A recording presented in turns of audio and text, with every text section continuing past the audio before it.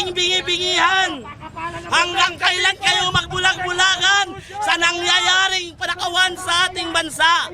Yan ang paulit-ulit na sigaw ng mga grupong magdamagang nagprotesta laban sa Administrasyong Marcos at sa umano'y korupsyon sa gobyerno. Ayan po mga kababayan, magandang umaga po. News That Matters. Meron na naman tayong balita. Yung kagabi pala hanggang madaling araw yung protesta mga kababayan. Ang nangyari doon, talagang tong ating mga kababayan, mainit po sila.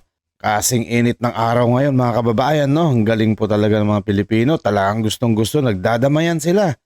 Pagdating sa mga ganyang problema, talagang kailangan magsama-sama talaga tayo. Dahil sino ba nga bang magtutulungan kundi tayo, di ba mga kababayan?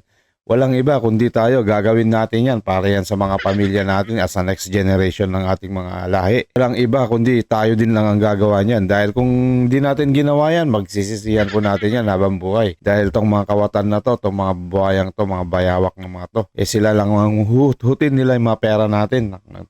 Sino nakakatuwa tayo? Sila, nagsasaya lang sila, nagtatawanan dyan na binubulsa nila yung maleta na bag ng pondo ng ating bayan. Kaya tayo naghihirap, nababaon sa utang dahil nga itong bansa natin inuubos lang ng mga politiko na nakaupo dyan, yung mga buhaya nga ang tawagin. Kaya kayo. Ewan ko ba't naluklok pa kayo dyan sa posisyon na yan. Ang daming mga karapat-dapat. Kung sino pa yung mga karapat-dapat mga babayan na tumakbo na sila pa yung natalo. Which is supposed to be na sila yung mga karapat-dapat na mamuno sa bansa natin.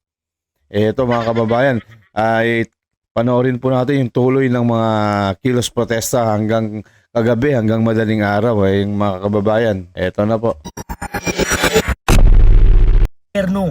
Panawagan nila, ibalik ang mga ninakaw na pera ng taong bayan. Ang mga kasama sa rally, unang nagmarcha mula Maynila patungong Makati City. Kabilang si Cavite 4th District Representative Kiko Barzaga.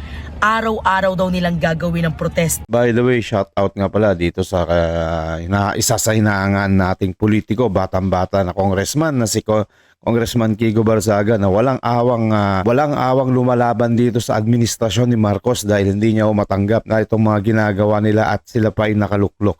Hanggat maaari, araw-araw daw po ang gagawin nito para lang tong BBM administration ay may basura na mga kababayan. Talagang kahit ang buhay niya, isasakripisyo niya, alang-alang lang sa atin mga kababayan. Kaya shout out to you, Congressman Kiko Barzaga. Sa harap ng mga pinakamayayamang subdivision kung saan nakatira umano ang mga congressman. Ngayon, sila naman yung makakaramdam ng feeling na yung kalaban nila, yung mga naghahanap ng hustisya ay nasa labas na ng mga gates nila. Sila naman ngayon ang nababahala. We believed in you, all of us did actually.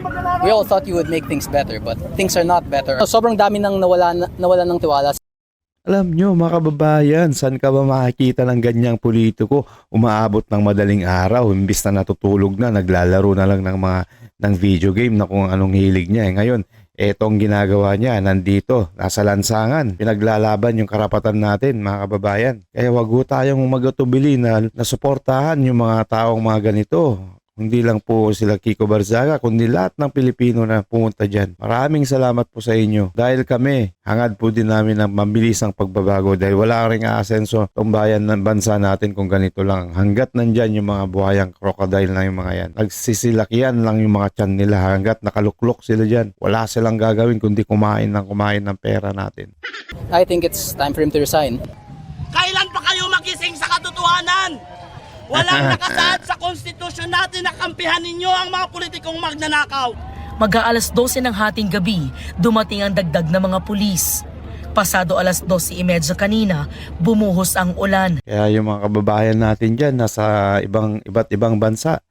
Ito po, yung mga nangyari dito sa Pilipinas, inaabot po kami ng madaling araw dahil nga dito, ina-update po namin yung mga nangyari dito.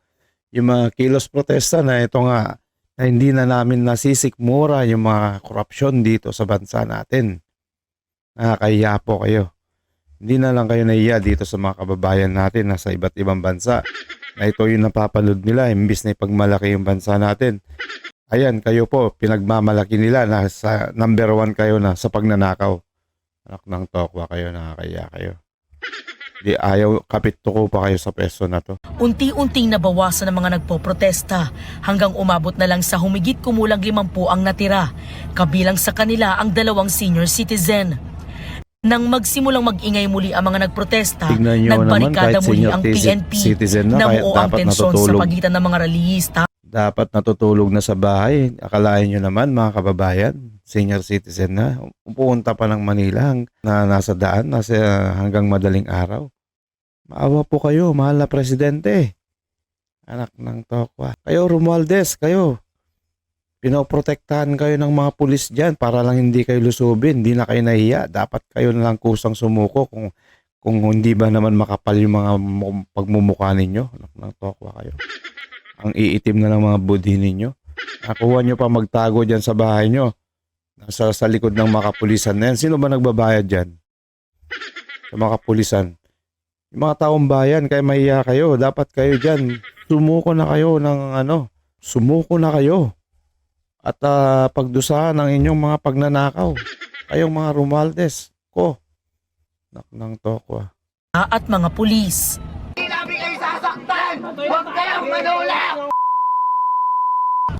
Ayon sa Asentabi lang PNP, po, mga humigit kababayan. kumulang 200 pulis ang nakadeploy sa magdamagang protesta ng nasa 200 rallyista. We are observing maximum tolerance. But the problem is wala namang humaharap na organizer. We are trying to to prevent them from getting close to the gate. Yan po. Oo. Kasi mga private private property to. Anyway, nalabas naman nila yung kanilang hinanaing eh. Pasado 3:00 naman, nagsindi ng kandila ang mga nagprotesta para sa kanilang prayer vigil. Ayan po mga kababayan, yung mga kababayan natin dito sasakripisyo, umaabot ng madaling araw. Kaya yung mga nasa iba't ibang bansa dyan, ayan po mga kababayan, maraming salamat po. Naglalambing lang po ako mga kababayan, huwag niyong kalimutan i-share, like, subscribe. At itong ayan mga kababayan, lambing lang po ito. Huwag niyong kalimutan i-share, like, subscribe ang ating mga videos. Nang sa ganun, napapanood dito ng ating mga kababayan dito sa Pilipinas at sa ibang-ibang bansa mga kababayan. Maraming salamat po. News That Matters. Mabuhay po kayo and God bless.